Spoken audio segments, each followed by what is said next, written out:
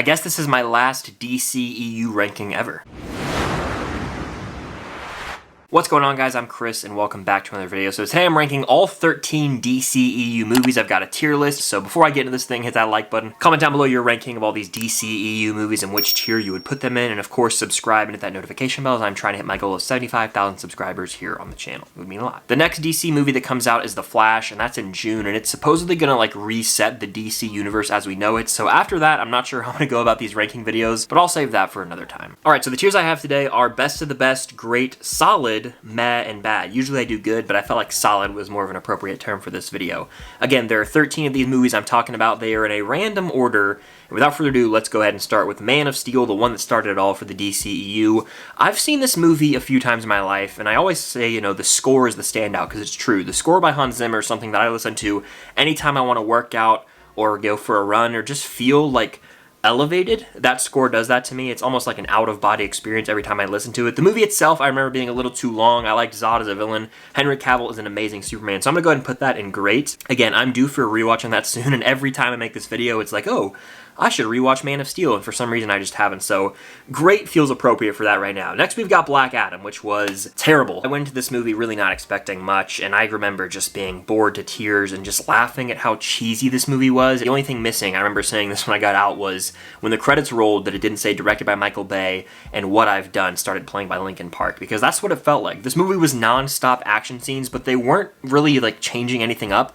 It was really awful CGI, and there was no compelling villain or character in this movie. Everything was just so one note, and it was hard to really care about anything happening in this movie. It was just this flashy CGI fest with no real emotional investment or compelling story, and because of that, it's going in the bad tier, and it might actually be the worst movie on this list. I take that back, there's one that's probably worse than it, but you get the point. It's a terrible movie, and I don't think we're ever going to see The Rock as Black Adam again. Next, we've got Shazam! Fury of the Gods, the newly released film that last I checked was at like 58% on Rotten Tomatoes, which I think is a little harsh. You know, this movie was fun, and it knew exactly what it was, and it committed to that. You know, the first Shazam film we'll talk about later in this video, but that was a fun, self-aware, solid time, and I think Shazam! Fury of the Gods is just that. It also adds a stacked cast with the Daughters of Atlas played by Helen, Mirren, Lucy Liu, and Rachel Zegler. Rachel Zegler being the standout. I mean, she just has so much charisma on screen, and I love how her character is having this inner conflict of, you know, am I doing something morally right, or what my family wants me to do, and it kind of plays into the whole Shazam fam thing. Those bounce off each other really well throughout the movie.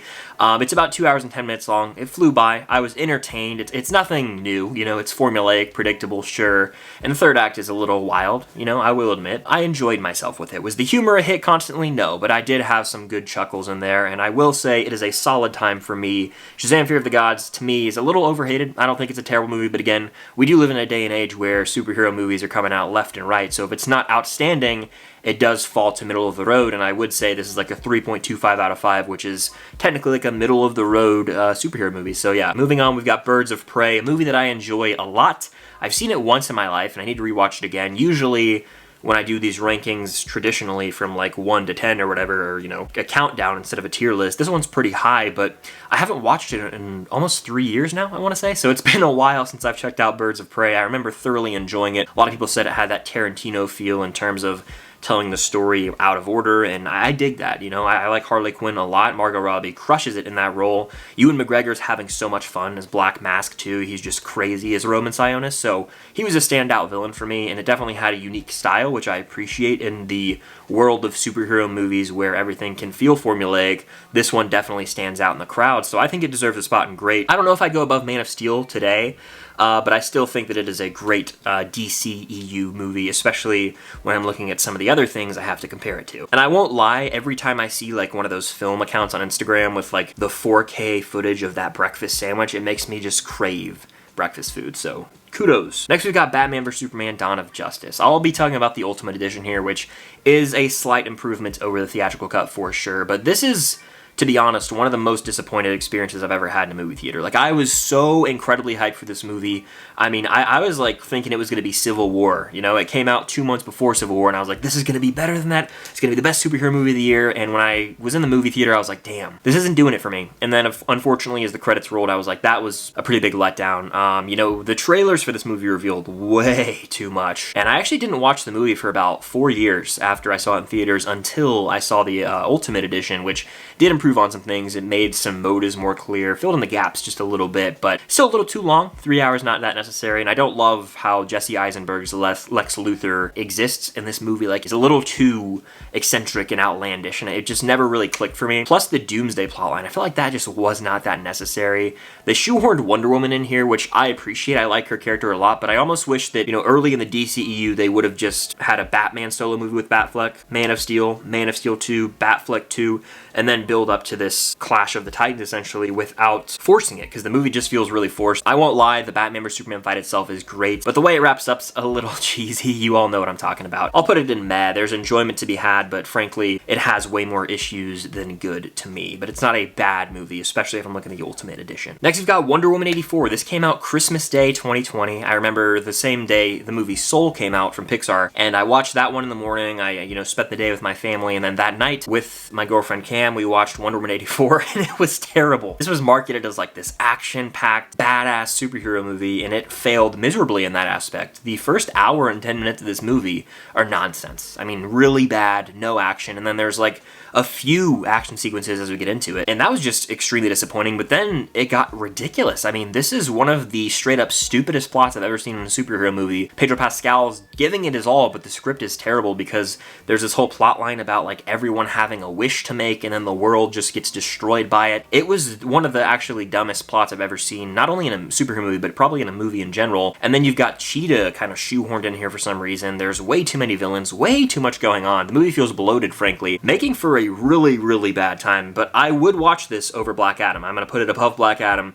I mean, since October, I've thought about this movie. It just gets worse every time I think of it. I would actually take Wonder Woman 84 over it, as bad as it is, just because it has Pedro Pascal in it, and I might be able to look at it through like a comedic lens about like just making fun of the movie, whereas Black Adam genuinely tries to take itself way too seriously. So I think Wonder Woman 84 goes slightly above it. Both movies are bad, though. Next, we've got The Suicide Squad. James Gunn's The Suicide Squad, and this is gonna be the best of the best. It is the best DCEU movie to me. It took risks. I mean, in the first 10-15 minutes, it killed off the whole entire Suicide Squad except for a few characters. And this just further proves that James Gunn is one of the best comic book movie directors of our time. I mean, he's proven that with Marvel, but with this and then the Peacemaker show that would follow, he knows how to direct comic book films. I mean, there's so many compelling characters here, from Rick Flag to Idris Elba's Bloodsport to Ratcatcher 2, but especially Peacemaker himself. I mean, the standout scene in this movie to me is when he fights Rick Flag and we just see them fighting in the reflection of Peacemaker's helmet. That is a gorgeous shot, but then the actual fight that culminates with Rick Flag's death, and he's like, "Peacemaker, what a joke." That line hits hard. The movie's batshit crazy. I mean, I'm not gonna lie to you. Polka Dot Man is an eccentric character, and then the giant eye starfish that they're fighting, it's just bizarre. So I get that it's not everyone's cup of tea, but I think it fully embraces the wackiness, and it balances that with some really well done action scenes, solid performances, and compelling characters that are lacking in a lot of these other DCEU movies. It's clearly the best of the best to me in terms of this entire DCEU, and I can't wait to see more exploration of these characters with James Gunn, hopefully, you know, bringing them into some of the projects down the road. Next, we've got Wonder Woman. I remember the summer of 2017 when I saw this movie for the first time, took the world by storm, and I still thoroughly enjoy this one. In fact, I will go great with Wonder Woman. I'll put it actually above Man of Steel today. Again, I just remember moments from this movie being more enjoyable than Man of Steel. Both are very good. I gotta rewatch both because it's been a few years. But Wonder Woman rules. The scene where she just kicks ass in No Man's Land is great. The score is rocking in this movie. And the relationship between Steve Trevor and Diana is just the heart and soul here. It rips your heart out at the end. Definitely falls off a little bit in the third act, but I think that two great acts and a solid to third act make a great overall movie. Next, we have Zack Snyder's Justice League, a movie that's way too long, okay? It doesn't need to be 4 hours. I will argue with anybody about that. It is 4 hours and 3 minutes. For what reason? The last 45 minutes of this movie is set up for something we're never going to see. Post-credit scene after post-credit scene. Is it cool? Hell yeah. It's cool to sit here and theorize about it, but it was basically like 45 minutes of a DC what-if show. The movie itself was way better than the theatrical cut. That's obvious. I still think the movie has issues, though. I've only seen it once. I really haven't had the desire to go back and rewatch it, but you know, the whole Flash scene in the score there, it's incredible, but that's all I really remember from it. Forgettable for about 2 hours of the movie, I would say. There's some great action here. Superman in the black suit coming back is great, and you know, the score that swells when he returns is awesome. There's highlight moments, but overall I would go solid. I think it's probably a little better than you know, Shazam Fury of the Gods, but solid feels right to me. There's definitely issues. I do have to admit the last hour is pretty awesome. It's a huge improvement over the theatrical cut, so it deserves a spot in solid, but I think it's wildly overhyped. I remember when it came out, people were like, best comic movie ever, best DC movie ever. I strongly disagree on that one. Next, we've got Shazam, the first movie that I actually enjoy more than Fury of the Gods. This is a really fun time. Again, it's very self-aware, the humor hits for me, and it's heartfelt. I mean, Billy Batson is this kid who's trying to find his mom, and we discover some heartbreaking things along that journey, but it's also this kid who gets this power and realizes he has to be a hero at this young age. People look up to him, people need him, so it's a great story.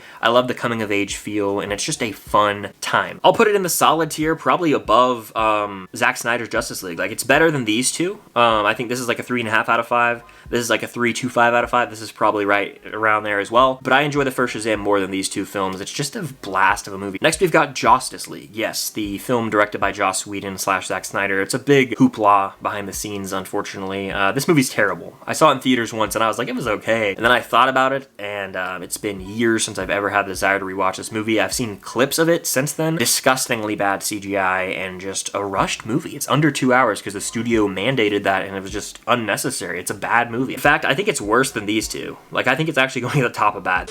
Hello from future me. So I meant to put this movie behind Black Adam instead of at the top of bad, because the top of bad is actually the best of bad, and then the back of bad is the worst of bad. So for the purposes of this video, Justice League 2017 is at the back of bad. These movies are awful, but this Justice League movie was atrocious. Next, we've got 2016 Suicide Squad. Without question, the most disappointed I've ever been walking out of a movie theater. The marketing for this movie was outstanding. The cast was loaded. It just looked so great on paper, and then the execution was miserable, and it made for one of the biggest stinkers I've ever seen in the movie theater. I didn't mind the song Heathens that played at the end by 21 Pilots, but most of this movie was terrible. I mean, Jared Leto's Joker's the worst. Let's say it how it is. He was terrible. He had nothing to do in this movie. There was no point to him being in this movie. The movie itself was basically 90 different popular songs thrown at the wall and Enchantress dancing this horrible villain. It's a mess of a movie. I don't know how it was even finalized or greenlit. It stinks. It's one of the worst I've ever seen. In fact, people ask me on live streams, what's the worst movie I've ever seen? This is usually one of my answers. In fact, it's going at the top of bad. And again, Suicide Squad would be at the very back of bad instead of the front. It is a horrible movie. These are all more watchable than 2016 Suicide Squad. It stinks. And then there was only one, and that is Aquaman, a movie that, again, it's an entertaining enough time. I don't think that it is bad. I don't think that it is great. It's probably between solid and mad for me. You know, I've seen it once. I was like, that's way better than I thought. It's like 2 hours and 20 minutes for some reason, though, which is way too long. The visuals are super hit or miss. Like, one moment it'll be like, oh, that's a sick shot, and then the next it'll be like, ooh, they needed to work on that a little bit longer. I like Jason Momoa in the role a lot. Again, he's charismatic, and you really care for his character, but it's kind of a little too goofy for its own good at times, but it embraces the cheese too, so it's like a balance of a lot of different things. It's a fine movie. You know, I would probably say right now I would go solid, I guess. You know, I'd probably put it at the back of solid. It's really close to meh, like very, very close to meh, but for now I would put it at the back of solid. So if there was a category right here in between solid and meh, it would be Aquaman. But overall, you know, I'm still sort of excited for The Lost Kingdom, I guess. We'll see how that turns out, but the future of DC is kind of bleak with a lot of these characters likely not returning and the whole world getting flashed with the whole multiverse thing happening. So we'll see what the future of DC holds, but for now, this is the DCEU as it stands through 13 movies. That is just my tier list ranking of all these DCEU movies. Let me know yours in the comments down below, your traditional ranking, what tiers you would put them in. I want to talk all about it down there. What do you think of Shazam Fury of the Gods? Is it overhated? Did you love it? Let's talk about that movie and check out my review. I will link it up above at some point in this video, and until next time, see you guys later.